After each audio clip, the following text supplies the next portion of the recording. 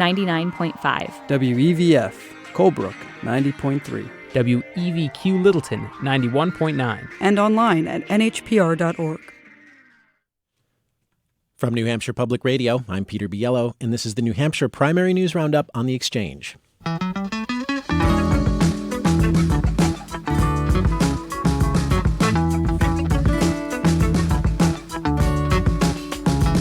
After months of anticipation, the Iowa caucuses end with confusion over who actually won, raising once again questions about how important early voting states like Iowa and New Hampshire should be.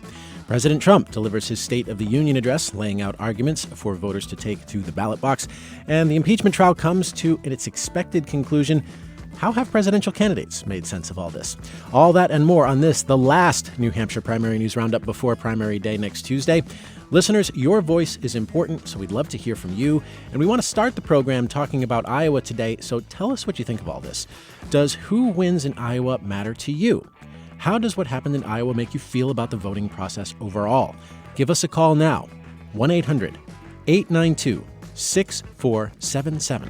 You can also send us an email. The address is exchange@nhpr.org, or comment on Facebook, where you can watch a live streaming video of this radio program. Just go to Facebook and search for NHPR Exchange. That's all one word. Right now, we're going to talk with our panel of folks in the know, CBS reporter Nicole Skanga, Jake LaHut, politics reporter for Business Insider covering the 2020 primary, former reporter at the Keene Sentinel, Politico, and the Daily Gazette, and Paul Steinhauser, political reporter who's been writing for the Concord Monitor, Fox News, and other outlets. Thank you all very much for being here. Great to be back. So let's talk about Iowa. That's the big thing that we've been focusing on this week. I mean, it feels like whole week has been like 3 weeks of news in 1 week, but let's do our best for this hour.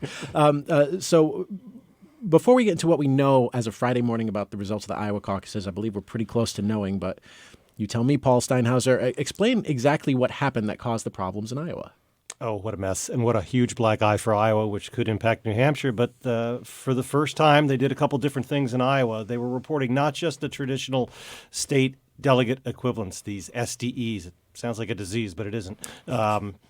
That's always been the traditional way. SDEs. This cycle, easy to remember. Yes, SDEs. This cycle, because of protests from 4 years ago when Bernie Sanders narrowly lost to Hillary Clinton, They reported the first and second round of raw votes from the caucuses. Because remember, out in Iowa, they have a caucus. You have a first round. If your candidate doesn't reach 15% at your caucus precinct, then that candidate's not viable, and their supporters can then go to another candidate. That's called the realignment. And so there are 2 rounds of voting. So 3 metrics were coming out this time. And for the first time, they were using this new reporting app. That's how the precinct captains at these caucus sites, well over 1,000 all across the state, were reporting back to Des Moines. Well, there were some glitches, obviously, with that app, and that's why we finally now, 4 days later, at 100%. So, Paul, you were there in Iowa while this was happening. Mm-hmm. What did it seem like to you? Was it just chaos after a certain hour, or what? It was just bizarre because the state party wasn't making anybody available. They were being very cryptic with what was going on. The campaigns were understandably furious because they wanted results.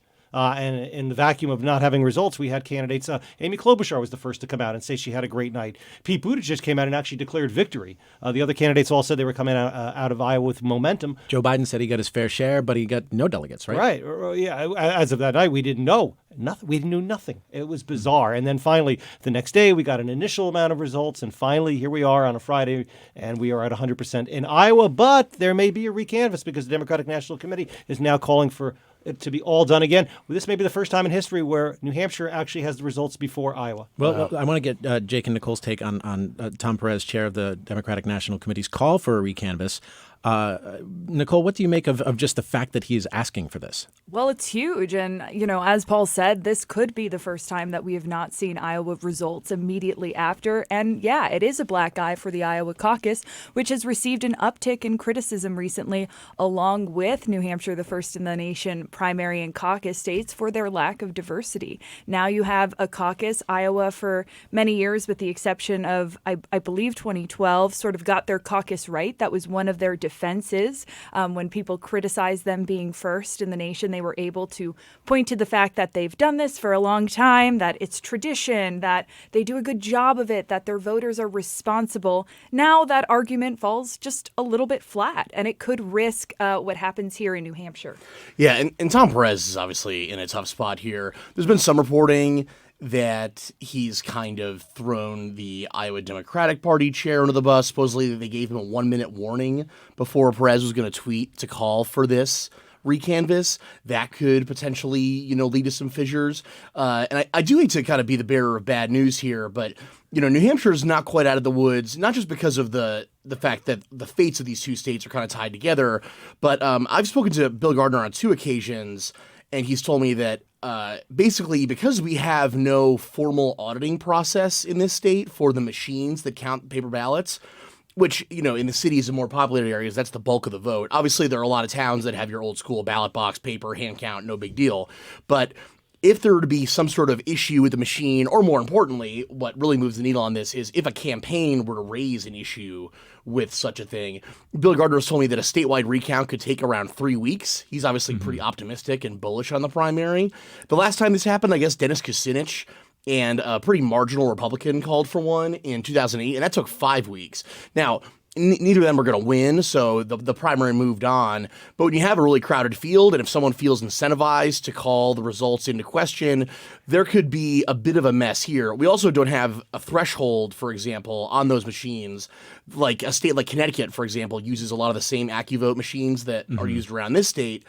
For those, I think if it's within a 0.5% margin, you have to recount the machines because of their propensity for human error and just for, the regular irregularities that could occur. We don't have any of that in place. So, even Bill Gardner said there could be a bit of a mess on our hands. And we have, so there was a press conference earlier this week where both Governor Sununu, Attorney General Gordon MacDonald, and Secretary of State Bill Gardner, they were talking to the press about any concerns they may have going into the primary about whether or not when we'll get the results, the likelihood of an error, what they think is going to happen. So here's what Governor Sununu had to say about that. In New Hampshire, when our citizens cast a ballot, they know their vote will be counted correctly, with integrity, and on time. And given the news and uncertainty out of Iowa, it's important that we assure the public that the systems we have in place here in New Hampshire are truly beyond reproach. We are the first in the nation primary state. And while Iowa has a caucus, we are the first true primary election of 2020 calendar, and we've earned that honor for the last 100 years.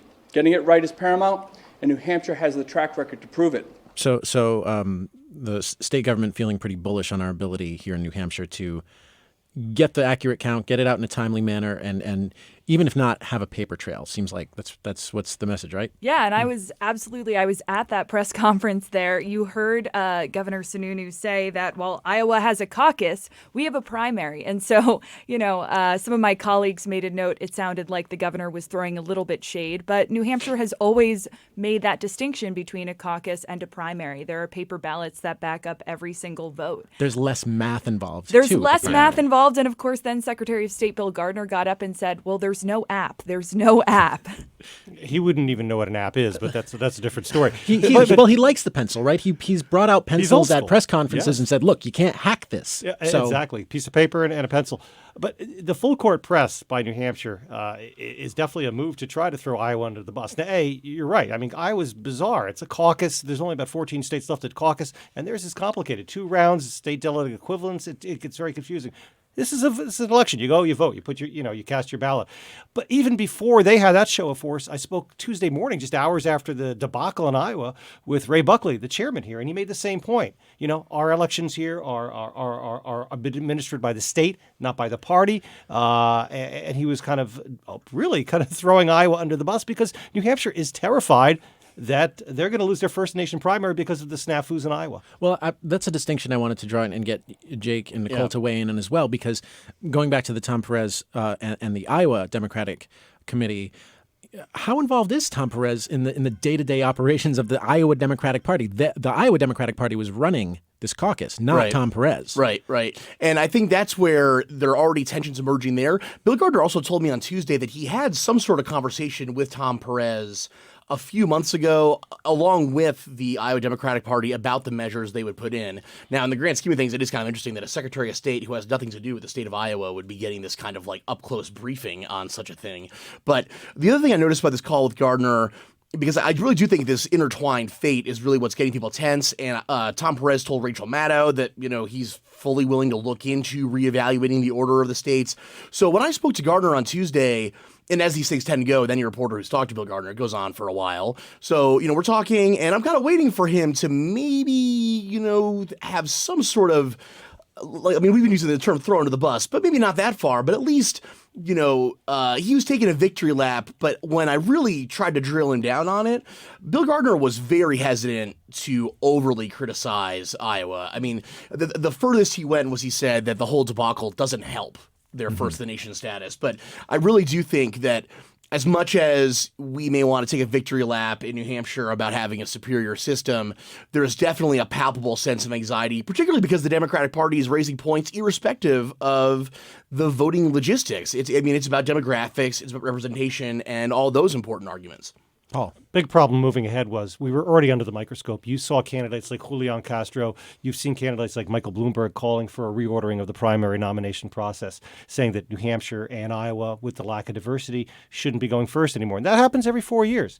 Now, because of what happened in Iowa, this is kind of feeding the fire, right? Yeah. We saw Debbie Dingell, the congresswoman from Michigan. Michigan has long pushed to move up in the order and kind of move Iowa and New Hampshire out. She just spoke out and talked about making a push now that would happen in Iowa. The fight next year, and that's really when it's going to start, though there will be discussions as well at the Democratic National Convention this summer in Milwaukee. It's going to be a tougher fight than ever. I bumped into Billy Shaheen, longtime Democratic National Committee member for him here in New Hampshire, saw him at the Biden event, and he's well aware that this fight that will continue on is going to be more vicious than ever before. Nicole. And in Tom Perez's defense, the DNC, ever since the hacking that occurred last election cycle, has really been trying to bolster its own data machine at headquarters and hire a lot of folks from Silicon Valley to make sure that their data going into 2020 is up to snuff. They've often been outcompeted by Republicans in recent years. And so that's part of the reason that this comes as such a blow. Obviously, the DNC was not directly involved in what happened in Iowa, but it will suffer from criticisms thrown at the entire party. Yeah, and the ultimate irony here is that the whole reason we had this 3 sets of data and the new app was because of complaints from the Sanders campaign about an archaic process the last time that, you hear it from Sanders supporters at pretty much every event you cover. A lot of them still believe that the whole primary was rigged for Hillary, and these were reforms that were made to try to, broaden the tent, keep everybody happy, and it just went completely in the opposite direction in terms of the credibility of the caucus. Yeah, and Paul, Nicole, have you heard anything about the conspiracy theories that have just popped up as a result of Iowa? Anything from voters you may have encountered? Not conspiracy theory, but more just a lack of confusion as to what is going on and who really won Iowa. People don't know. People don't know. Nicole? I will say I talked to probably 24 voters on Tuesday after the Iowa caucus and asked them, does this change your decision? Are you confused? Are you upset? And most told me not more than usual, right? One voter in Nashua told me, well, we always discount Iowa. And so, again, hearing a little bit of that shade from Granite Staters, but frankly, a lot of folks here feel like this is the first in the nation primary. The candidates have been visiting them as well for the past year. They've been paying close attention, and they're going to make up their minds regardless. Listeners, we'd love to hear from you on this as we continue to discuss the fallout from Iowa. Give us a call. The phone number is 1-800-892-6477, or send us an email. The address is exchange@nhpr.org. Someone who did not leave their name wrote to us about Iowa and said, seems to me that worrying about getting the Iowa results before we cast our ballots here implies that Iowa gets to caucus us. If what they decide influences New Hampshire, how independent are our self-styled New Hampshire residents? Seems like a rhetorical question, but any comments on that listener's comment? The Iowa results always have an impact on New Hampshire. We may not follow their lead, though. That's the thing. Often we'll vote contrary to the way Iowa. And this is not just for the Democrats, but also on the Republican side as well. So, but now you have a situation where you have two candidates. Pete Buttigieg declared victory on Monday night, and Bernie Sanders had a news conference here. He doesn't hold a lot of news conferences. He had one on Thursday. I was there. He had his Manchester headquarters, and he declared victory. And again, he looked to the raw vote totals, the popular vote coming out of Iowa, rather than those state delegate equivalents. Yeah, I mean, if anything, I think you hear from the occasional persnickety voter that they will vote in an inverse relationship to the Iowa caucus result. But I think that's also just kind of tongue-in-cheek. That's not a massive trend. That's just like anecdotally you hear from people. Or even just someone wanted to have a little fun with a reporter, you know? Gotcha. Sure. I mean, in 2016, obviously, we know that New Hampshire went its own way, with Vermont Senator Bernie Sanders. In 2008 went its own way. Iowa voted for then Senator Barack Obama. New Hampshire voted for then Senator Hillary Clinton. So they do have a tendency, of course, to sort of go their separate ways. I do think in some ways this does put the onus on New Hampshire. There is no clear winner out of Iowa. We know that both Senator Bernie Sanders and former South Bend Mayor Pete Buttigieg have been doing very well here in the state. They both have solid operations. They've seen movement in polls in recent months. So in this case, New Hampshire could kind of tip the momentum to one or the other. Well, on that momentum question, I mean, typically with the Iowa caucus, you wake up the next morning and there's one candidate who has their spot in the sunshine. Maybe they get a little bit more momentum because of that. That didn't happen for either of the candidates who are kind of tied, right? Pete Buttigieg and Bernie Sanders. So Paul or Jake? Yes and no. Let's take with Buttigieg. Buttigieg exceeded expectations in Iowa. His poll numbers kind of slipped throughout January, but he worked it hard in Iowa, and not just in the major urban areas. I was with him up in northeast Iowa, which is much more rural. He worked it hard, and he exceeded expectations. All of this got obscured a little bit, obviously, because we didn't have results. Sanders met his expectations, but he didn't exceed him. He was the front runner in Iowa, and if you average all the latest polls. So Pete Buttigieg got a huge bounce out of Iowa, and we're seeing that now here in New Hampshire. And Bernie Sanders is back in Bernie country and in a very good place. And the people who suffered, obviously, especially Joe Biden. Okay, let's go to the phones and talk to Jim in Wolfboro. Jim, thanks for calling. What's your question or comment? Good morning. I was wondering if there was still a problem of superdelegates. Are they still out there, or what's up with that? Jim frames superdelegates as a problem. First of all, do they still exist? Yes. And are they a problem? Debatable. That's everybody's opinion. But they lost their power in the first round of the Democratic National Convention. They don't vote anymore. They're tied. So they become a player if we get to a second round, which hasn't happened in, 50, 60 years? Yeah, we'll see if we have a brokered convention or not. I think they're called automatic delegates now. That, again, is a reform that Senator Sanders pushed, but they no longer have their power in the first round. So we will likely not see what happened, at least in the first round in New Hampshire last time around, where Bernie Sanders won the popular vote in New Hampshire by a margin of over 20 points, but ended up with around the same number of delegates as Secretary Hillary Clinton. Yeah, and not to add to the uneasiness or confusion here, and my apologies to Chairman Buckley, because this is one of the last articles I wrote for the Sentinel before joining Business Insider was about Monadnock region local delegates, getting picked by campaigns. So theoretically, we do not have bound delegates in New Hampshire. When you talk about a pledged delegate for a candidate, they can theoretically still vote for whoever they want on the convention floor on the first vote. So, I mean, ultimately, like when you explain the system, for example, to someone from a foreign country, that's kind of what you learn in school. I taught English in Paris for a year, and the fundamental thing you have to get across to people is there still is this barrier of people on a convention floor, the way it's always been. Just the reforms post-1968 and that debacle have been to try to ensure that the voice of the people is, more bound up in that. Let's talk to Cameron in Manchester. Thank you very much for calling, Cameron. What's on your mind? Hi, yes. I work as a ballot inspector here at Ward 3 in Manchester. We're right downtown. And I've been doing this for about 4 or 5 years, and I just wanted to share how confident I am in our paper ballot system. We do account for every ballot, including every ballot that hasn't been cast at the end of the night. And sometimes we're there until, past midnight. So I just wanted to share, how confident I am.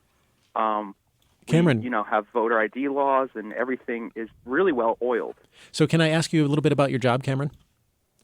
Sure, yeah. What I do is I ask a voter for their name and address and their photo ID. And all I basically do is just confirm that this is the person we have registered. We can match the photo ID to the person voting. And then I cross the name off the list of the registration.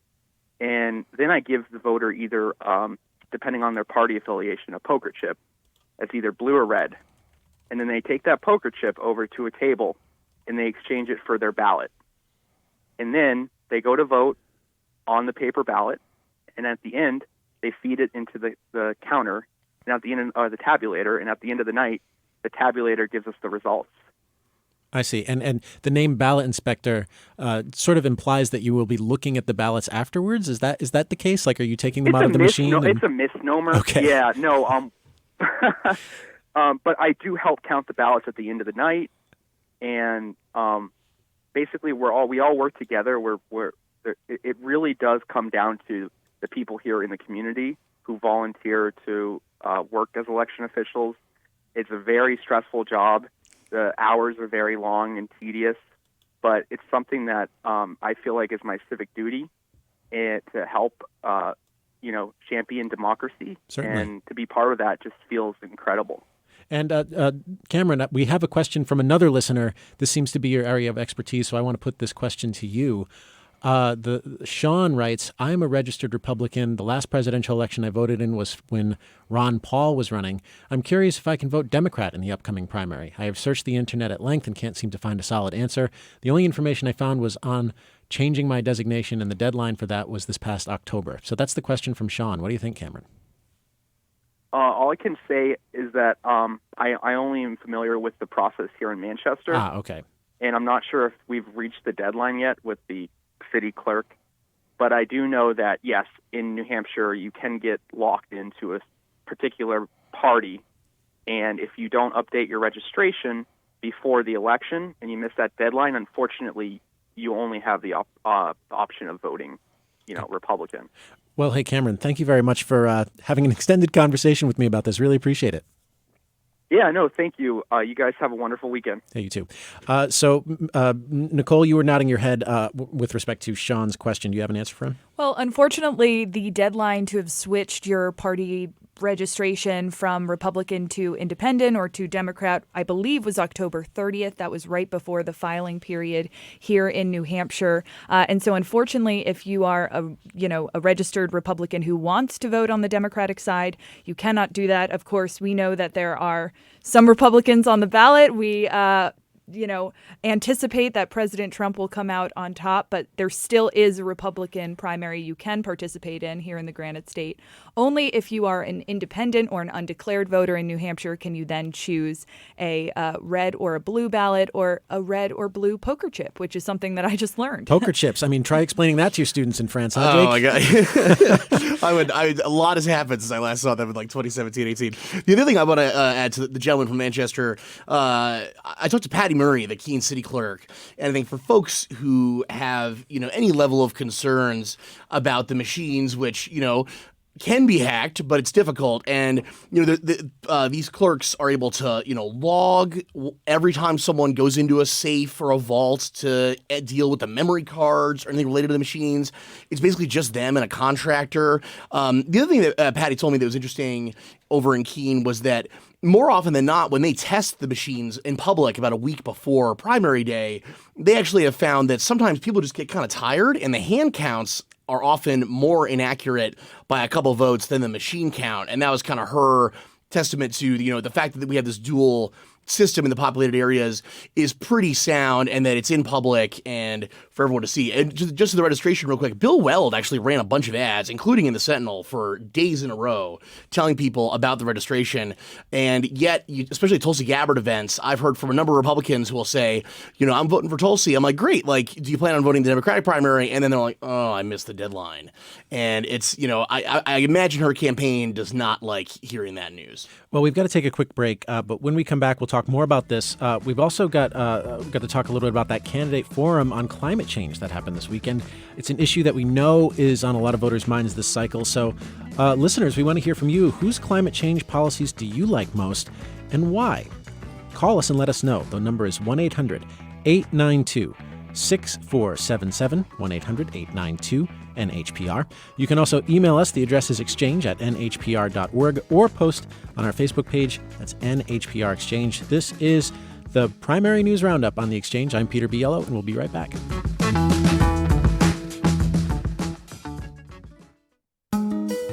A gift to NHPR through your estate plan is an easy way for you to recognize an organization that is personally important to you.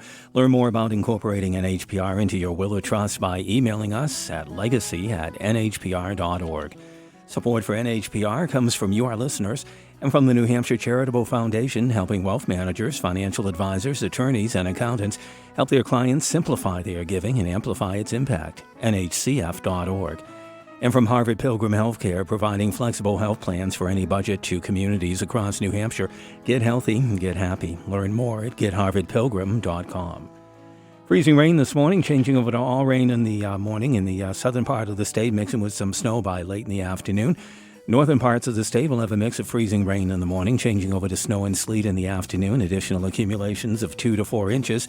It'll be turning windy this afternoon. High temperatures today upper 20s to mid-30s. You're listening to NHPR. I'm Peter Biello, and this is the New Hampshire Primary News Roundup on The Exchange on NHPR. Joining me today, CBS reporter Nicole Skanga, Jake LaHutte, politics reporter for Business Insider, and Paul Steinhauser, political reporter who's been writing for the Concord Monitor, Fox News, and other outlets. Listeners, now's your chance to weigh in on anything related to the primary. We're going to talk in just a little bit about that climate forum that was held in Concord this week. So if you've got a climate change policy that you've heard from one of the candidates that you really like, tell us. Tell us who said it. Tell us whose policy it is and why you like it so much. Our phone number, 1-800-892-6477, or email exchange@nhpr.org. But before we get into that, Paul Steinhauser is telling us that we've got some breaking news here this morning. So one of the candidates in the Republican side, Republican Joe Walsh, has apparently suspended his campaign, Paul. He did. He went on CNN and then he tweeted it out as well to say he's suspending his campaign. He is the former congressman, one term back in from Illinois. He got elected during that Tea Party wave back in 2010. Then he became a pretty popular conservative talk show host on radio. Gave that up to run for the White House, was very outspoken against Donald Trump, a major critic of the president, but was polling basically nowhere, and now has suspended his campaign, 4 days before the primary. That leaves just former Massachusetts Governor Bill Weld as the only one still in the race, also an extreme long shot against the president. Jake, Nicole, your thoughts on Joe Walsh? Well, it is interesting. He's been on a variety of TV programs. He's been on Bill Maher. He's gone on CNN. He's gone on MSNBC. And I think what's interesting about his pitch compared to Bill Weld, who I find very interesting in his own respect, is that he's kind of hearkening back to what the generous interpretation of the Tea Party messaging was, which is fiscal conservatism. You know, Trump is spending all this money and we're running up the debt. We're also doing these tax cuts without kind of any, government cutbacks. And then he brings up the moral character kind of fitness for office argument, which honestly, because these Democrats want to run their own campaigns on their own terms, this is a tension that, we've talked about for, a year and a half now, that they often don't bring up Trump at rallies that much to point out sometimes what may be, an absurdity in the news that day or, anything about his fitness for office. And you heard a lot more about that from someone like Joe Walsh. Nicole? Yeah, absolutely. And one other thing I would just add is that it is incredibly hard. If it was ever hard to run against an incumbent president, it is incredibly hard in a news cycle that is dominated by a very crowded Democratic field, an impeachment that seemed to last forever. I think it was about 3.5 months or so. And so one of the things that former South Carolina Governor Mark Sanford kept saying when he got out of the race around the time of the New Hampshire filing was that this president is just sucking up all of the oxygen in the room. There is no way that I can pitch my message to the American people. So we'll see if that's, a similar reason that Joe Walsh gives. But it was a tough go for a lot of these guys just trying to, again, launch long shot bids to, upend President Donald Trump's run. Well, let's talk a little bit about that climate change forum. Several presidential candidates stopped by Concord on Wednesday to dig into the details of their climate change plans with voters. Now, this is it. This is our moment. I am convinced we can do it, but we have to have a president that can bring people with her and talk about it in a way that makes sense to people. If everybody is vulnerable to climate harms, everybody can participate in the solution. And that's the corner I think we have to turn in order to actually get anything done. The economies of scale, the amounts of money that have to be spent or diverted in the environmental area are so massive that you can't really rely on a single business or a single individual to solve that problem. So it has to be the government. That was In Order, Senator Amy Klobuchar, former South Bend, Indiana Mayor Pete Buttigieg, and Republican candidate and former Massachusetts Governor Bill Weld sharing a little bit of their thoughts on climate change policy. Climate change, of course, seems to be extremely important to voters this time around. Nicole, which candidates have you heard speak on climate change? What have they been saying? Well, certainly businessman Tom Steyer is one who says he is committed to climate change. It is absolutely his number one issue. We've also heard a lot about climate from Senator Bernie Sanders. I will say something that's quite interesting that all of these candidates have been getting at these town halls throughout New Hampshire is the question of if we shift away from fossil fuels, if we shift away from coal, what happens to the workers in those industries? I was with Senator Bernie Sanders on a recent swing through New Hampshire where he received not one, not two, not three, but 4 different questions about exactly that. About what workers will do if Exactly. What will happen to workers? It was around the holidays. And certainly former Vice President Joe Biden also had a little bit of a mishap when he said, well, we'll teach the coal miners how to code. And it kind of became this regurgitated argument that we had back in 2016 after Secretary Hillary Clinton said, you know, we're going to put the coal mines out of business. Of course, I'm taking that out of context. She had a larger argument to make there. But again, we had this sort of repeat scenario where we're wondering if Democrats can truly win back parts of the middle of the country if they have this talking point. And last point I'll just make is after that, I reached out to a number of economic experts to ask, well, do government retraining programs work? And the answer that I received from a lot of these experts was maybe or a resounding no. There's not a lot of data out there that shows that government training works. Andrew Yang has sort of touted his freedom dividend as an alternative. But aside from that, we've not seen a lot of solutions from the candidates to address that specific issue. Paul? It's been a leading issue for Democratic presidential primary voters for over a year now, since this cycle began. We talk about Tom Steyer. Before him, Jay Inslee, the Washington State governor. Right. It was his only issue. He's now, of course, running for re-election as governor after he dropped out of the race. And there was a huge push for months by grassroots organizers and others for the Democratic National Committee to hold a specific debate just on climate change. It just shows the magnitude of this issue on the Democratic side. And what the contrast is fascinating, too, because on the Republican side, there is no such discussion going on. Yeah, the one thing I've been interested in that I think goes under-discussed on the trails, a number of these candidates have plans for a dividend on either a price or a tax on carbon, which frankly is more of a semantic matter. It's kind of the same thing. And when I was at the Sentinel and we would hold editorial boards with the candidates, a lot of it's kind of interesting. And we would often frame it, if you look at a country like France, where they had the yellow vest protests, I think there are ways where, a lot of climate change measures can disproportionately impact the poor. And there still isn't that answer other than, again, to Nicole's point about Andrew Yang, he also makes a kind of pragmatic argument as well when it comes to the fact that there's a lot of inertia here. And, the science keeps showing that the projections tend to be more on the modest side. And he talks about, what kind of government spending and action are we going to look at to mitigate, just the simple disasters that are going to be exacerbated by climate So when you change. say inertia, you're saying that government is slow to respond to predictions that might be way worse than scientists are saying? And the just inertia of climate change itself, that even if we were to enact some drastic measures, that, a lot of the damage is going to keep getting worse. It's not like you can just sort of shut off the spigot, so to speak. Right. Listeners, give us a call if you have questions or comments about the New Hampshire primary. If you've got a candidate that you are fired up about, or even better, if you haven't made up your mind yet, what are you still looking for in a candidate? We'd love to hear what your thinking is. We know by virtue of some polls that there are quite a few New Hampshire voters who still haven't made up their minds. So you are not alone if you haven't made up your mind yet. Give us a call, 1-800-892-6477. And let's talk to Jill in Harrisville. Jill, thank you very much for calling. Thank you for taking my call.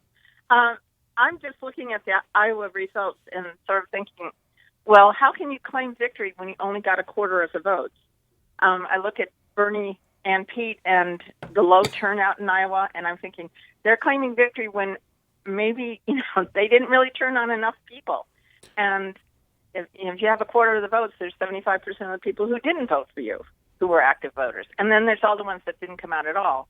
So I would like reporters to look at this as, this is still a very undecided electorate, and they're not sold on anyone yet, like me. So, like you said, you haven't decided yet?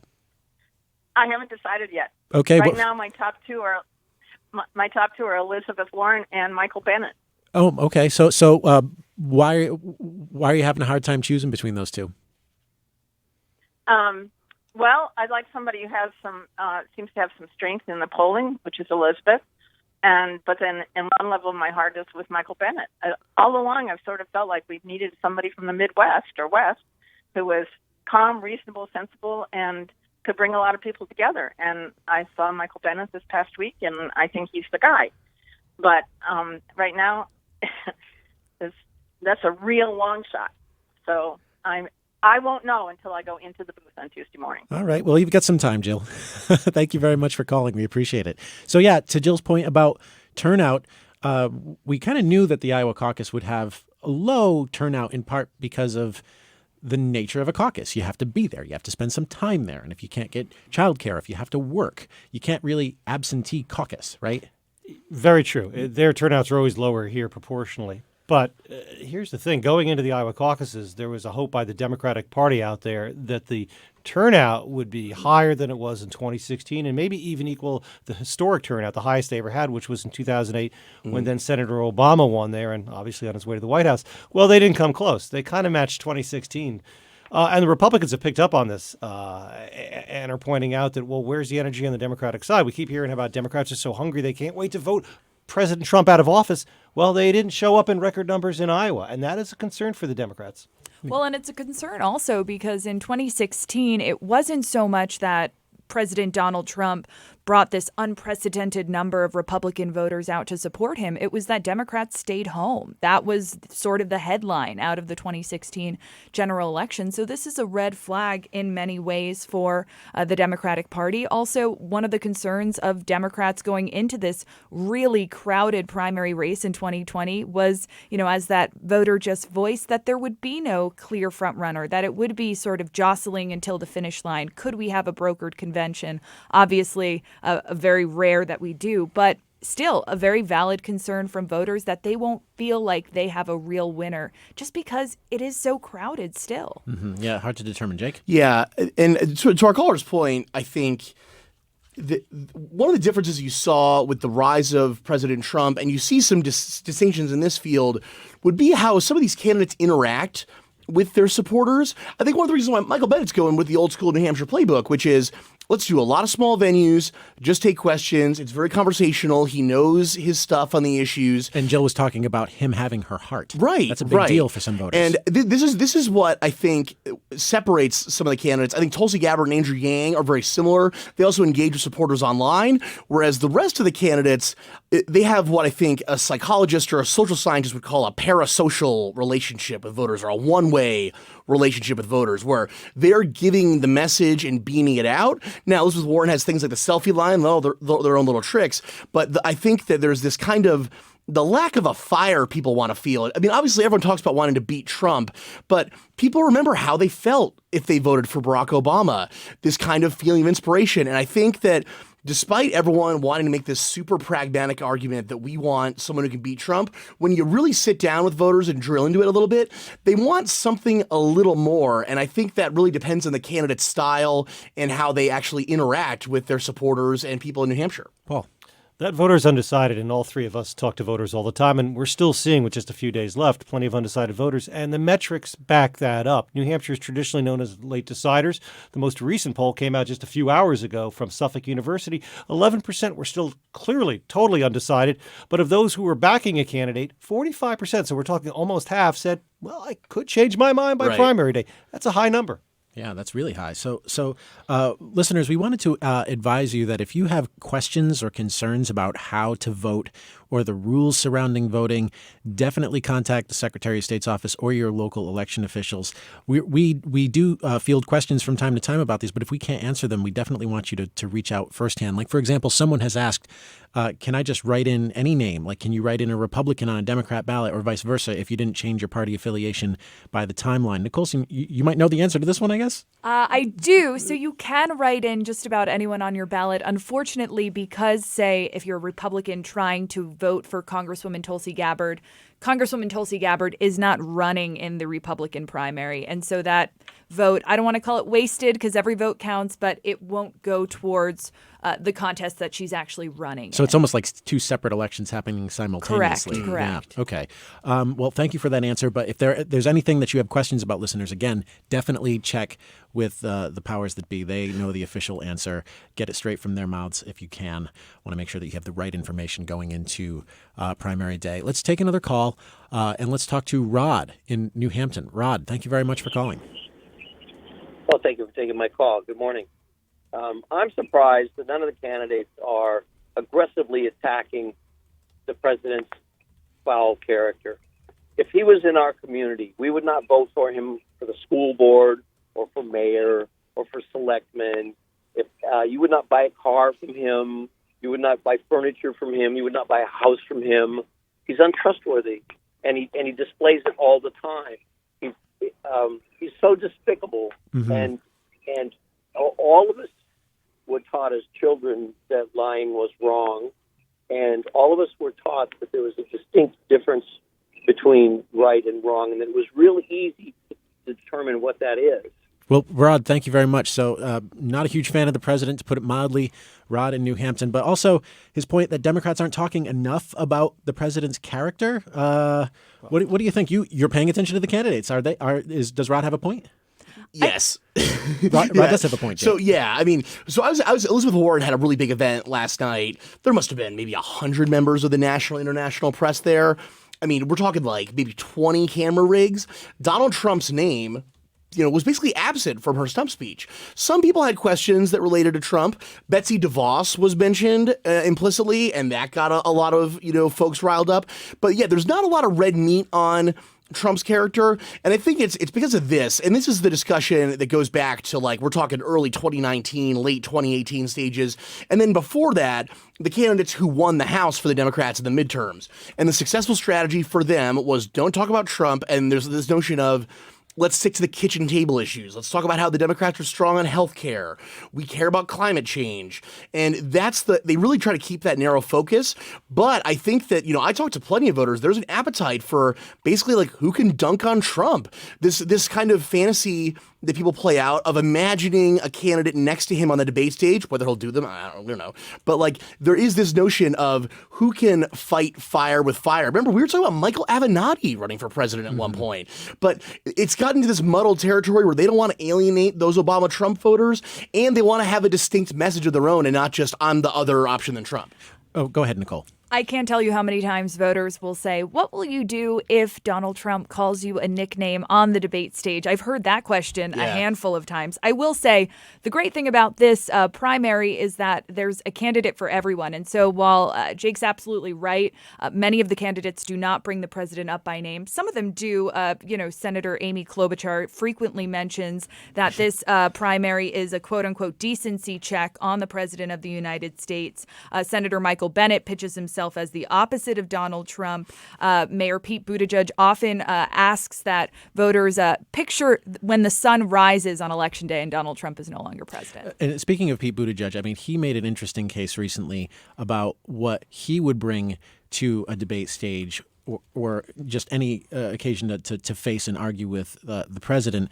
And he talked a little bit about himself and his position to do that. So let's listen.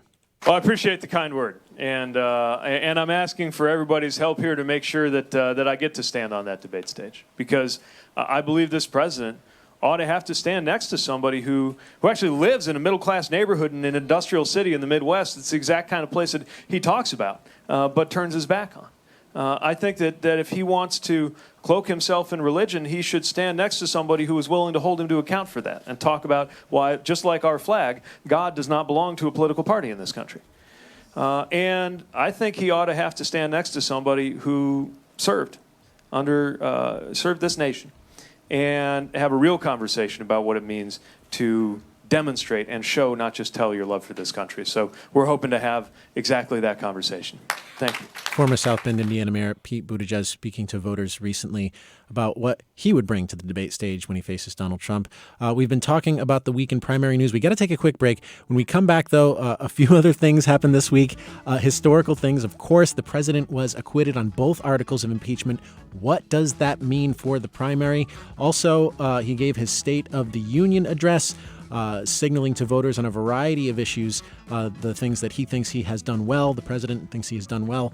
We want to hear your thoughts on the president. He's also coming to Manchester on Monday, the day before the primary.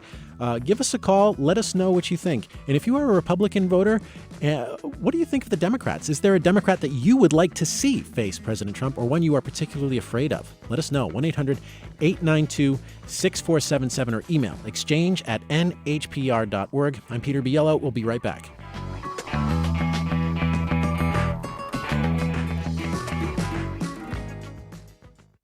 The impeachment of the president ends as expected, but for one Republican senator, the cost of ignoring the evidence is too high. What he did was not perfect. A State of the Union that tears up the script, and Iowa finds out the hard way that there's not an app for that. I'm Taz Willick. It's the Friday News Roundup. Next time on 1A.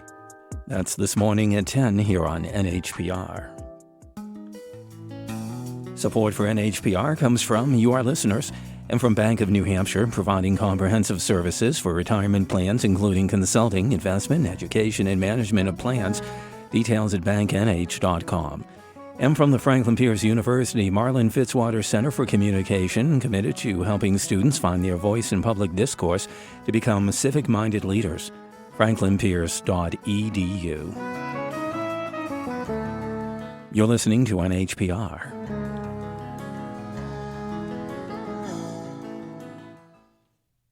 I'm Peter Biello, and this is the New Hampshire Primary News Roundup on The Exchange. Joining me today, CBS reporter Nicole Skanga, Jake LaHutte, politics reporter for Business Insider, and Paul Steinhauser, political reporter who's been writing for the Concord Monitor, Fox News, and others.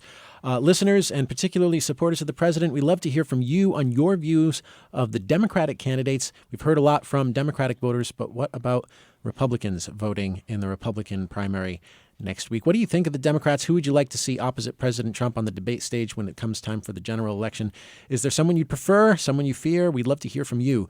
1-800-892-6477 or email exchange@nhpr.org.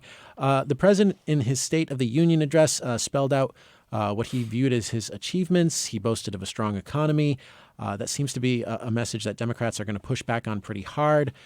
Presidents typically, Paul, tell me if I'm wrong, if they enjoy good economic conditions going into an election, that's a real strength for them. Traditionally, yeah, traditionally it is the ultimate. Why do you qualify it that way? Because this is no traditions anymore. Just this is not your father's election anymore.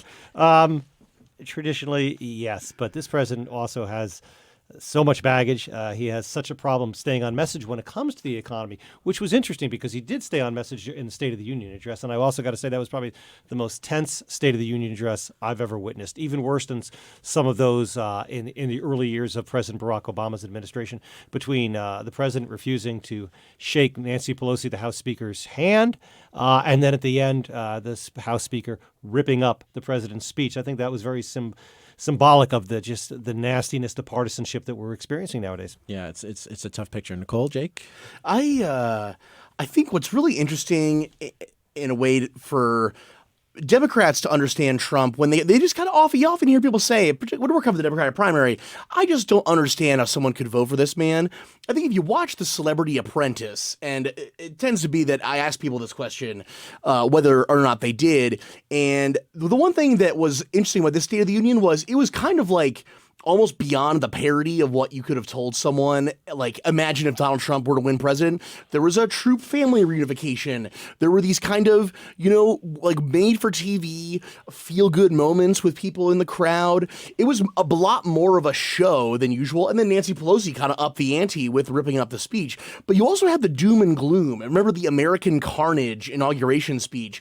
And I think that the thing the Democrats are going to have to contend with is Trump's able to very effectively have this pivot between the economy's booming. Look at, especially a lot of the economic numbers he highlighted were for, pretty much every demographic group you can imagine in the country, talking about, unemployment among African Americans being lower and down the line. But then he'll pivot it to the doom and gloom of, people are dying because of XYZ and we need to be afraid of this or that. And it's very hard for a Democrat to say, well, is the economy good for whom? But also, the norms that you're trying to rip apart are actually integral to what we stand for. It's a very, very tricky footing to stand on. Listeners, our phone lines are lit up right now. We'd love to get your voice in if we can. So keep trying if you can't get in just yet. 1-800-892-6477. Nicole, did you want to weigh in on that? Well, I mean, certainly a lot of drama during that State of the Union address. All of the Democratic women dressed in white as well, Right. sort of adding to the theater of it all. I'll just say that for a number of voters who listened in, many told me either gleefully or regretfully that it kind of sounded like one of President Donald Trump's rallies, as though he was playing to his base. And so typically the State of the Union does tend to try to be more of a broad brushed, appealing to both sides kind of a solicitory remarks. This one, less so. But again, not too surprising to have an untraditional State of the Union. As we pointed out earlier, these are not traditional times. Let's go to the phones and talk to Brian in Canterbury. Brian, thanks for calling. What's on your mind? Well, hey, great program. Listen, I have a dream ticket. I made up my mind 3 weeks ago. Okay. I'm going for Mike Bloomberg, and I want his vice president to be Pete Buttigieg. Bloomberg's old, so I hope he just stays 4 years, and then Pete takes over for the next 8. That would be a dream ticket for me. Thank you, Brian. So Bloomberg not on the ballot here in New Hampshire, but putting a lot of eggs in the Super Tuesday states basket. Yes, he spent already over $250 million. This is mind-boggling on ads in the Super Tuesday states and beyond. He's got the resources. This has never been done before. We've never seen a candidate sit out the early voting states and then enter the race on Super Tuesday. But we've also never had a candidate that's worth $55 billion. So Bloomberg's hoping for two things: A, that Bernie Sanders runs the table in the early voting states, and that Bloomberg is the savior for the moderate and establishment wing of the party, or he's hoping for no clear frontrunner coming out of the early voting states, that Bernie obviously may have won one, or Buttigieg or Biden or Warren, and that he's sitting there waiting with all those resources, and that may play out. Okay, well that's one vote for the Bloomberg Buttigieg ticket. Let's talk to Mark in Dover. Hey, Mark. Hey there. Yeah, I just wanted to. I should be out canvassing for Amy Klobuchar right now, but I'm calling you instead. I just wanted to push back a little bit on this idea of people having to be excited about a candidate. I mean, I am excited about Amy Klobuchar, obviously, but, this is not a reality show. This is not The Bachelor. This is not America's Got Talent. This is the President of the United States. And my biggest fear is that people are not excited about a candidate. They won't work for that person, and God forbid will not come out in November to vote for that person against Donald Trump. I mean, this is the great, when I canvass, everybody says the same thing. Well, I'm undecided, but I'll vote for whoever can beat Donald Trump. Well, okay, that's great, but we have to pick that person first. And then, and in my case, if that person is not Amy Klobuchar, I'm going to have to figure out a way to get out there and just as enthusiastically campaign for that person. Otherwise, we get 4 more years of Donald Trump. And reason I think it's Amy is because she's in that middle lane. She doesn't run around and grab selfies and wave her arms. She just gets up and just talks and says what she's going to do and how she's going to do it.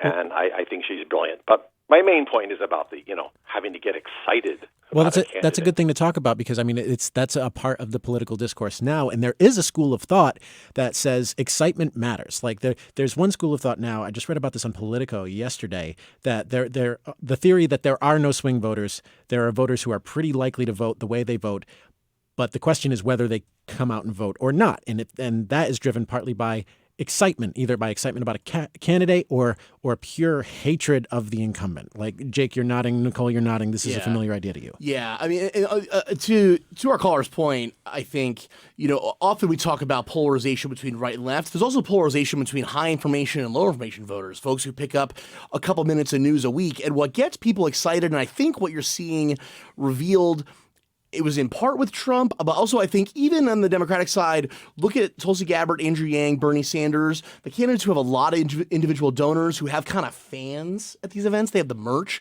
What you're seeing is, I think, it's a pattern that fits with a lot of things in the internet age in general, which is you get rewarded for going niche. You get rewarded for, instead of, like Nicole said, with the State of the Union used to be, you want to appeal to like 60, 75% of the country, broadly appealing, Coca-Cola, American Pie sort of stuff.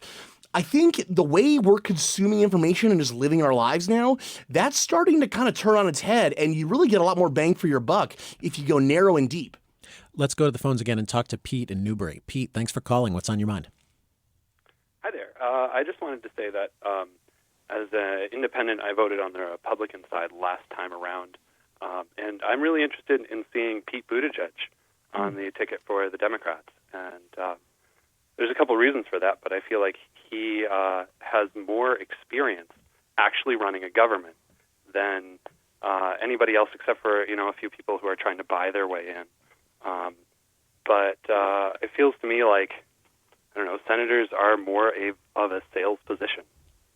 Senators are salespeople in your view, but Mayor Pete, a little more closer to the nitty-gritty of governing a place. Is that an argument you've heard in favor of Pete, Nicole, Paul? Yeah, I mean, Pete's been making that argument for ages. So did Julian Castro, who was a mayor, and Bloomberg as well, that mayors deal with stuff that senators and presidents and governors don't deal with. If the power goes out, if there's plumbing issues, the sewer system, they're on the front lines. That's their argument. We get this note from Katie who says, I have met with both Elizabeth Warren and Pete Buttigieg and have been torn between the two for months. I made up my mind to vote for Elizabeth Warren last week because I think her experience and ideas are what we need, and I think she can inspire new voters. But then again, I feel the same way about Pete. And after his win in Iowa, I'm now back on the fence. I have heard a number of Biden supporters say that he's toast and they'll be voting for either Pete or Klobuchar. Going to a debate watch party tonight, and I'm sure it will lead to lots more opinions. So thanks, Katie. As we wrap up, I want to ask each of you what you will be watching for in tonight's debate. We'll start with you, Jake.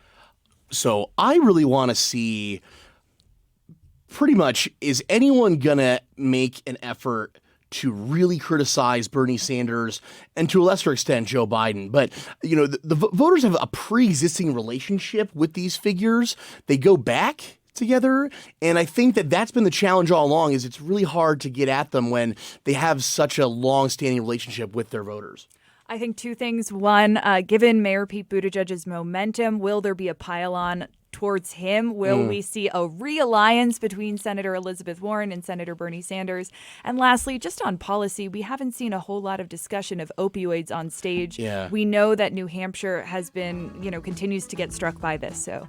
And Paul. Biden's never been a great debater. He needs a huge debate tonight. All right. Well, that's Paul Steinhauser, political reporter who's been writing for the Concord Monitor, Fox News, and others.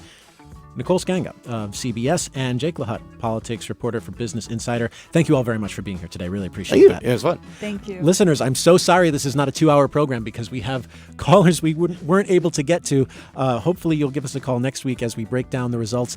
Hopefully we will know the results by then. If you ask Bill Gardner, Secretary of State, he says we likely will, but we'll see. Again, contact the Secretary of State's office if you have questions about the voting process. And remember, this conversation continues online on Facebook and at nhpr.org. The Exchange is a production of New Hampshire Public Radio. The engineer is Dan Colgan. Our producers are Jessica Hunt and Christina Phillips. Senior producer is Ellen Grimm. Michael Brinley is our program manager. Rebecca Lavoie has been bringing donuts and working the cameras for Facebook Live. And our theme music was composed by Bob Lord. I'm Peter Biello. Thank you very much for listening, and happy voting.